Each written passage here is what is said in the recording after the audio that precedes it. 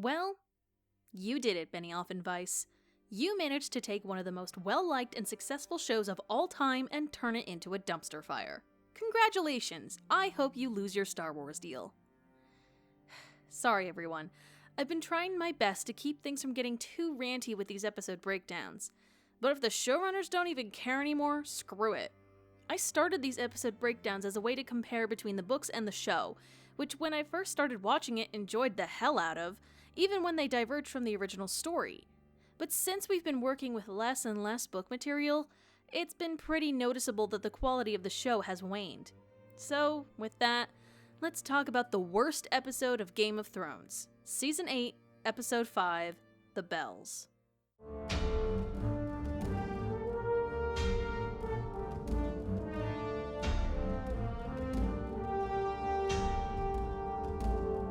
We start with Varys writing a letter detailing Jon's lineage, presumably to send off via Raven. He talks with one of his little birds, asking how Daenerys is, and she tells him that the queen won't eat. She also mentions she is worried she's being watched by the soldiers, but he reassures her. He tells her, the greater the risk, the greater the reward. They really are trying to paint Varys as the one who cares the most for the small folk, since his actual motivation from the books was omitted from the show, the Young Griff storyline. It makes him look like he really didn't have any long-term plan, but was just working with what he had. It humanizes him a bit, which for one thing makes him a character I like more, but again, he suddenly has lost all the intelligence and scheming from earlier seasons. It's like Littlefinger all over again, only this time I'll be sad because I actually like Varys, both in the show and the books. Jon arrives at Dragonstone, telling Varys the Northern Army just passed the Trident and will be at the walls of King's Landing in 2 days. Okay, I know we are way past stupid travel stuff, but how in the fuck did a tired army march from the Trident to King's Landing in 2 days? A fortnight was already a bit too quick to march from Winterfell to King's Landing, but really? The Trident is about 2/3 of the way down to King's Landing. They should be at minimum 4 days away. Come on, basic math, you guys. Varys tries to talk to Jon about being the true heir to the throne since Dany's mental state is declining, but Jon says once again he doesn't want it and Dany is their queen. Varys says he isn't sure about Dany, but he's quite sure about Jon. Yeah, okay, like how you chose Dany last time since it was between her or Cersei. Tyrion goes to see Dany in the council room, who looks disheveled. Subtle, guys, real subtle. Tyrion tells her she needs to know something, and Dany has already guessed that someone has betrayed her. She thinks Jon, though Tyrion says it was Varys. She correctly guesses that Varys learned from Tyrion, who learned from Sansa, who learned it from Jon. Tyrion tries his best to excuse some of it, but it's clear Dany won't stand for this. Varys, hearing soldiers approaching, guesses his time is up and removes his rings calmly. I've seen some thoughts on Twitter that the rings had poison, or he was trying to poison Dany with food, but since she wasn't eating, it wouldn't work. I don't know, I doubt the rings held poison. I think it's just supposed to be a visual representation of Varys accepting his own death. Varys is brought down to the beach by the Unsullied, and Tyrion apologizes to Varys, saying he was the one who told Daenerys. Varys says he hopes he is wrong about Daenerys, and we get this really heartfelt moment between Tyrion and Varys, who honestly have been really good friends with one another despite everything. Varys is still calm until Tyrion touches his arm, and it's here where Varys finally starts to break down emotionally, realizing he will die. All the best parts of this episode are done without speech, just with the actor's facial expressions. Dany then has Drogon burn Varys to death. Dany talks with Grey Worm about Missandei holding her former slave collar, saying it was her only possession she took with her across the Narrow Sea. Really? Come on, that's just stupid. Missandei was bound to have some sort of other possession with her between season 3 and 6. Come on. Dany gives it to Grey Worm, who just throws it in the fire because 1, it's a slave collar, why the hell would he want the symbol of their oppression, even if it was Missandei's? And 2, he's too angry now, all he wants is vengeance for her death. Jon comes in, and Dany dismisses Grey Worm. For some reason, the episode didn't translate his name into the common tongue in the subtitles. Torgo Nutho is High Valyrian for Grey Worm. She talks about Sansa, saying that when she gets word of Varys' death, she will know what happens to those who spread the truth about Jon. Well beyond subtle threatening now. Great! Dany says she doesn't have love here, only fear. You're not giving them the chance, Dany! Just because the Northerners don't like you doesn't mean everyone else won't. The North kinda has bad blood with a lot of the ruling houses the last few years. I'd understand a bit of wariness there. She's angry because she feels like she has done enough to earn their love and respect, but to the people of Westeros, she really hasn't. Most won't know about the Army of the Dead, and other than that, she has taken Dragonstone and attacked the Lannisters a bit. She hasn't shown her love and mercy in a way everyone can see. She's being impatient and irrational because, the Mad Queen and all that. For the first time, Jon actually says "I love you" to her. But it's clear that even if that were true, he fears her now more than he loves her. They kiss, but it's clear his heart isn't in it. He never even mentions the whole incest thing once. I guess that didn't matter to anyone but Varys. Dany pulls away, angry, saying, "Fine, fear it is then." Jeez, I feel for Dany so much. They have been destroying her character all this season, unraveling everything she has done. Again, conveniently forgetting Dany's own history. Good job, guys. Dany talks with Tyrion and Grey Worm in the throne room, where Tyrion tries to do his best to honor Varys by trying to talk Dany away from burning the whole city. When it's clear Dany won't back down, he throws out one last-ditch effort. The bells are rung when the city surrenders. If they can get the army or Cersei to ring the bells in surrender, then Dany won't destroy the city. She nods, implying she will listen. Dany tells Tyrion that Jaime was stopped by her army trying to get to King's Landing. She then threatens that the next time Tyrion fails her will be his last. They sail back to the mainland to meet up with the rest of the army, and Tyrion asks Davos for a smuggling favor. Apparently, all Jaime needed to do to get through Dany's army was to lie, because Arya and the Hound managed to get through without much issue, saying they are going to kill Cersei. Tyrion goes to speak with Jaime, asking him to try to convince Cersei to surrender to avoid bloodshed. Jaime says he doesn't give a damn about the people of the city. Excuse me? That's Jaime's entire arc! We start out thinking he's terrible, and we find out he killed his own king in order to save them all from being killed by wildfire, not being believed by anyone, being known as a kingslayer his entire life. Of course he would care! That's why I assumed he was going to Cersei, to stop her from blowing it up. Or at the very least trying to prevent Dany from doing it. But nope, his entire character arc, learning he's actually good and honorable and loved by a decent woman, all gone. Fuck this show! Tyrion is trying his best to help Jaime. He tells Jaime about a way out through the area with the dragon skulls under the keep, where there is a small shore. He had Davos prepare a skiff, and presumably another boat, to take them to Penthouse and live a new life.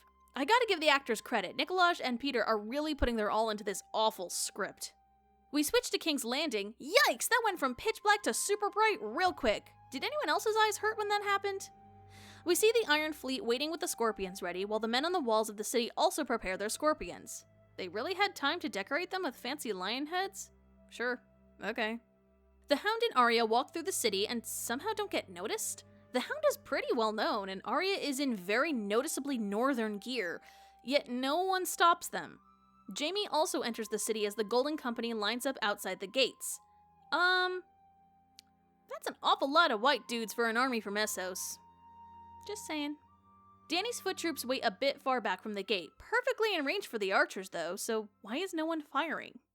Cersei looks out over the city. I kept looking to see if there was a Sept of Baelor-sized hole still there, but apparently that was another part of the city. Arya and the Hound managed to get into the Red Keep by pushing this mother and child we kept seeing out of the way. I'm sure they'll be fine. Jaime doesn't get in, even by waving his golden hand, so it seems he has to go in via secret passage. Dany attacks the Iron Fleet using the sun and clouds to make it difficult to see her, destroying the fleet without much hassle. She attacked from directly above, a smart move as the Scorpions can only lean back so far. After that, she takes out the ballistas on the wall, again, without much hassle. Man, it's almost like they really needed to nerf her by removing one of her dragons very stupidly. The Golden Company is just sitting and waiting at the gate. Dany must be very far back for them not to hear her rampage. The sound finally catches up and the gate explodes from behind the Golden Company. Dany's army then charges, running into the city. Captain No Character gets killed real quick, and I kinda laughed at how many Lannister soldiers just fell to the side pretending to be hit. Guys, come on, basic stunt choreography, make it look believable! Dany continues focusing her dragonfire on the scorpions and the walls, while the foot soldiers attack on the ground, keeping casualties fairly minimal at least for the civilians. Qyburn tells Cersei and the audience that all the scorpions have been destroyed and the Iron Fleet has been taken out. Cersei refuses to leave the Red Keep, insisting it hasn't fallen and never will. Dany's army, led by Jon and Grey Worm, meet up with the Lannister army, who surrender after seeing the devastation that Dany has caused so far. Tyrion keeps staring at the bells, hoping either Jaime or Jon has been able to get someone to surrender. but Jaime hasn't made it into the Red Keep yet. Dany has Drogon scare the crap out of the civilians and sits on one of the walls. We hear the surrendered men yell, "Ring the bells!" giving us some "the beacons are lit, Gondor calls for aid" vibes. And we do finally hear the bells ringing, making us visibly relax because so far, the damage to the city has been fairly minimal, mostly just soldiers who've been killed, and this is the perfect moment to show Dany's mercy. She only wanted to stop Cersei, she didn't want to be Queen of the Ashes. But no, when she's in the best position, she has won, she can take the city without any more fighting, the bells ringing instead make Dany go mad. She looks at the Red Keep and sees all that was taken from her. So rather than take it back, she decides, nah, fuck these people, they didn't like me, I'm gonna turn them all to toast. Why? Why the hell would you even bother with the fucking bells thing if Dany was just going to burn them all anyway? It would have made more sense if she started that because the bells didn't ring in time, but they did. What reason does she have for burning all these people? I guess her grief is making her do even worse things then. We get a sudden heel turn. There are so many ways we could have had her madness be a slowly growing threat, rather than one or two minor instances way back when. Grey Worm attacks the unarmed, surrendered soldiers, and although Jon tries to stop them, everyone else joins in. Grey Worm is working out his rage issues with slow-mo stabbing. The only two people here who are trying to stop it are Jon and Davos. Jon tries to keep getting the men to stop killing people, and Davos is helping to hurt civilians out of the range of fire. It's not just the Unsullied and Dothraki who are killing civilians, it's the Northmen too. Why? Of all the men to listen to Jon or be honorable, it would be that group. The Unsullied will obey Dany without question, and the Dothraki have always pillaged in this form. But why, oh why, are the Northerners killing women and children? Jon even kills one of his own men who was trying to rape a woman. I guess Dany's madness is fucking contagious based on how everyone else is acting. Jaime finally makes it to the cave entrance, but of course, Spirit Halloween Pirate Man Euron managed to fucking live. Euron brags about fucking Cersei, and the two of them fight, Jaime handicapped due to his hand, and Euron only using a dagger. Euron manages to stab Jaime in the side twice, but Jaime manages to stab Euron in the stomach, leaving him to die. Qyburn convinces Cersei to go into Maegor's Holdfast, a fortress within the Red Keep which is arguably the safest part of it. We see the city lighting up, and even more frustratingly, caches of green wildfire that we remember were supposedly still all throughout the city from when the Mad King threatened to burn them all are going off. Think about how much better it would have been if Dany accidentally set it off. Or if Cersei set it off to frame Dany. That would have been so much more compelling. Dany will have tried to do her best to not be like her father, but in the end, no one believes her because the fire still went off. That would have been a much better way for her to go rather than, well, fuck it all, I guess I'm the Mad Queen after all. The Hound and Arya made it into the map room, but upon seeing all the destruction, the Hound tells Arya to go back since there's no way Cersei is living through this. We get a really touching moment as the Hound tells Arya his whole life has been consumed by revenge, and look where it's gotten him. He wants more for her, and tells her to leave so she can live. She thanks him, even calling him Sandor, and leaves. This is honestly one of the few good moments of the episode because you really care about Arya and the Hound's relationship, and it's sad to see just how important she became to him. And then it's totally ruined with the super lackluster Clegane Bowl. Okay, I thought the show wouldn't do it because it's too much of what the fans wanted and kind of ridiculous, but at least if you're going to do it, make it epic. Perhaps it was because I was already so wiped out from Dany going cuckoo for Cocoa Puffs, but this was lame. Also, wow, the mountain was harder to kill than the Night King? Yikes! I do appreciate how Cersei just sort of tiptoes around them, like, don't mind me, just gonna hide, do-do-do-do-do. And of course, she meets Jaime in the same room where he dramatically left her. Of course. He just hugs her while she cries and he doesn't kill her. Really? You're gonna let Cersei have the poignant ending after everything she's done? This is stupid! Jaime was going to come back to her, sure, but to stop her, not to die with her, not to save her. This sends the wrong message. Why bother having him sleep with Brienne? He was supposed to move on, to see that Cersei was horrible, awful, a terrible person. But no, he has to be with her in the end. Fuck this show! Jaime's poor character arc has been retconned again! We then see Arya roaming through the streets as civilians are killed left and right. Apparently, that was the whole reason she friggin' came to King's Landing, since the writers said they wanted a character we liked to be on the ground, seeing the civilians' point of view and the destruction Dany caused. Hey, guess who else could do that, who that would make sense? Jon! Arya doesn't get to use her cool Faceless Man powers, she doesn't finish her list, fine, but all that just to have her seeing death in the face? Again? Plus they do this weird editing back and forth with her and the Hound, which served no purpose at all. The same woman and child who Arya and the Hound prevented from getting into the Red Keep helps save Arya from being trampled, but she gets pulled from them by the running crowd. The battle between the Hound and the Mountain concludes by Sandor pushing his brother through a crumbling wall, the two of them falling into the fire below. What a shitty way for you to do Clegane Bowl. What a waste of time. Jon has the troops fall back as he sees the caches of wildfire exploding. Oh sure, now they listen to Jon. Arya wakes up bloodied and covered in ash, but alive. She sees that same woman and child, telling them to keep moving, otherwise they will die. She takes them with her, but the mother gets injured by some Dothraki. When she tells Arya to take her child, the child refuses to go, and Arya gets out of the way just in time to avoid the dragon fire. Down with the dragon bones, Cersei and Jaime go to head out of the secret passage, but see that it is blocked. We hear some notes of the same music that played when Cersei blew up the Sept. Apparently Cersei is pregnant because all she keeps saying is that she wants her baby to live and she doesn't want to die.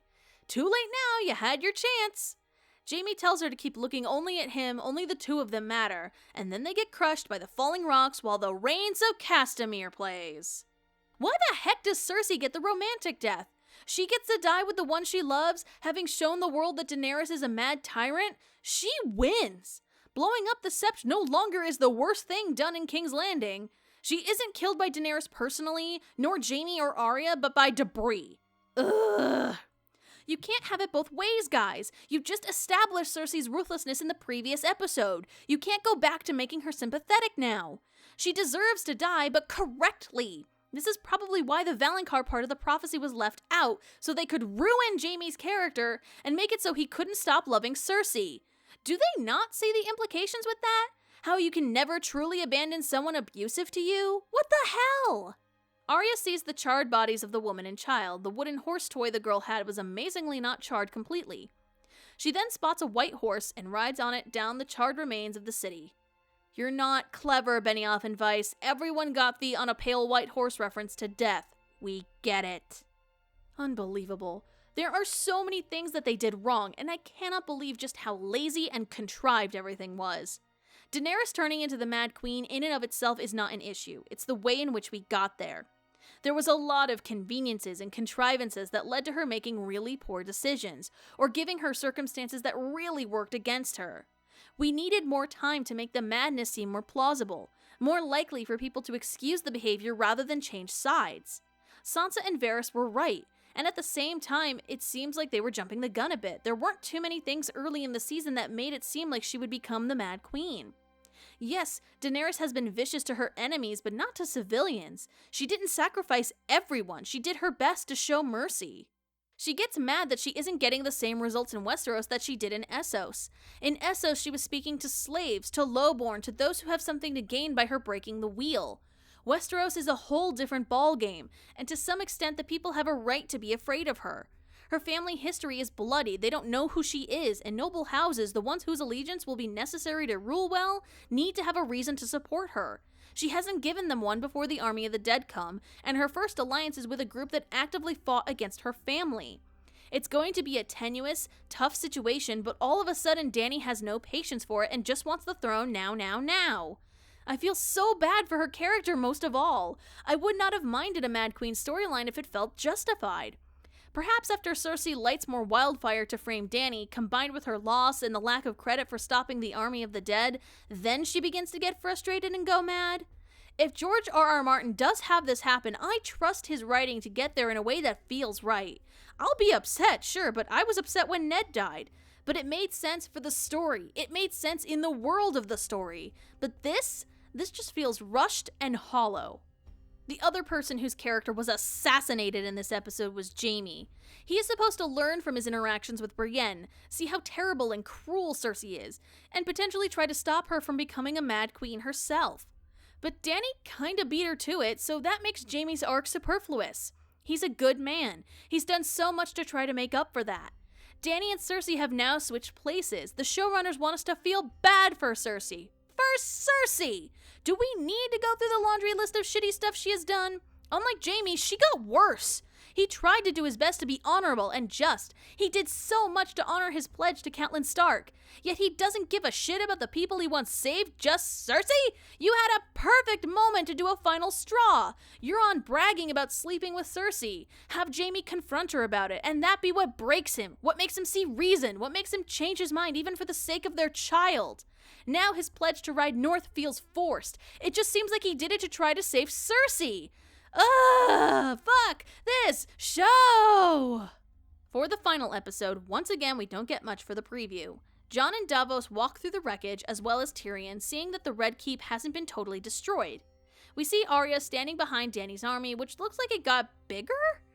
Tyrion looks upset, the Dothraki cheer, and we see Dany walking down the steps, now the Queen of the Ashes, exactly what she said she wouldn't be. So, there's not much left for the story. I'm really curious to see what they do now. Dany has to die. There's no way that they are going to let her get away with genocide on that scale. It's just a matter of who actually does it to her. It's got to be either Jon or Arya. Jon would make more sense because then I guess his stupid prophecy is about stopping Daenerys rather than the Night King. But Arya killing her also makes sense. Even if they kill Daenerys though, what do they do about her army? Her dragon? How in the world are they supposed to be stopped now? Is this finally the time that Arya's Faceless Man skills will come in handy?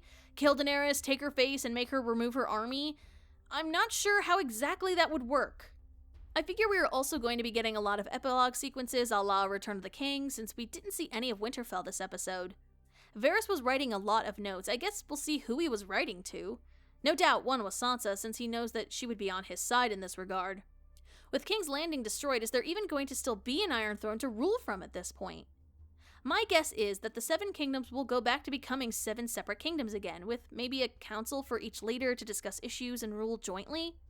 It's going to take a while before the land heals from the last decade of war, so we shall see. If that's the case, I figure Sansa will rule the North, the Arryns will rule the Vale, Rando Prince of Dorne rules Dorne, Highgarden will go to Bronn if Tyrion keeps his word, the Riverlands will be run by Edmure if he's alive, the Stormlands are ruled by Gendry, and Casterly Rock might go to Tyrion? The fact that there's only one episode left and yet there is a lot that still needs to happen logistically is kind of unnerving. I doubt Jon will be made the king, but I guess if they need to wrap it up neatly without much consequence, sure, whatever, make him king, but the new capital is in Winterfell or whatever. I'm just so upset by how hard this show fell, how they went absolutely the wrong way with so many choices. Why have the Night King be killed in episode 3? Why have Cersei around it all if Dany's going to be the one to turn into the Mad Queen? Why make Dany not wait for her army to heal? Why have the dragon be killed stupidly by a cheap shot from Discount Pirate Man rather than an army of unstoppable ice zombies? What the fuck is Bran left to do now? Why make Arya be your person in the crowd rather than Jon or Davos or Jaime or the Hound or anyone else who was already supposed to be there? Why bother having Jaime sleep with Brienne if his destiny was with Cersei? Why let Dany basically win the city but then still burn it all anyway? I'm glad there's only one episode left because damn, I don't think I have much more of it in me to keep watching. I'll finish this damn series and then pray that Winds of Winter comes out soon. So, what did you guys think of this episode? Were you as upset as me? Did you feel that Dany turning into the Mad Queen felt okay, or did it feel rushed? Post your thoughts and comments below. I really want to know if it was just my small circle of friends who went on a Twitter rant Sunday night. Thank you everyone for coming along with me on this roller coaster of a show. Let's hope that the last episode doesn't suck. It can't be worse than this, right? Right? Well, I'm Calluna, and thanks for watching. See you in the final episode.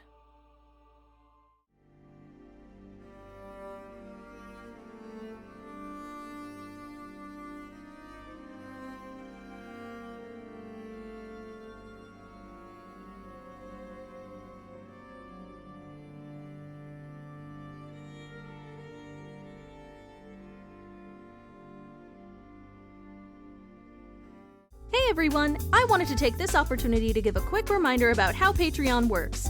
It's a website that allows you to pledge a certain amount of money per month to your favorite content creators, allowing us to actually make a career out of this. Depending on how much you pledge, you get a variety of rewards in exchange. Some of my rewards for you include having your name in the credits, joining my Discord chat room, and getting early access to my videos. Or, at the highest tier, you can even choose something for me to review. Every little bit counts, so even if you can only do $1, that really builds up over time and helps me to make this show even better. Thanks for your support, and I'll see you in the next video.